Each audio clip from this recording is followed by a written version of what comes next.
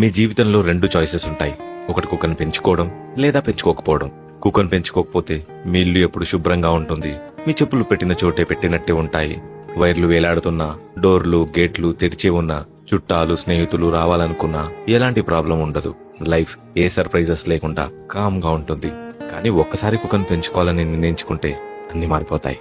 ఇంటి నిండా మట్టి మరకలు, బట్టల నిండా కుక్కవచ్చు, విరిగిపడిన చెక్క ముక్కలు, చిరిగిపోయిన బట్టలు. ఇదే కాకుండా ఒంటిపైన ఘాట్లు, పెద్ద పెద్ద శబ్దాలు. ఎందుకో తెలుసా? కడుపున పుట్టకపోయినా అమ్మవయ్యావు, భయపెట్టడానికి ఆయనను నాన్నం చేశావు. అక్కని పిలువు అని కూతుర్ని అక్కని చేసి వాడితో గొడవ పడొద్దురా అని కొడుకుని అన్నం చేశావు.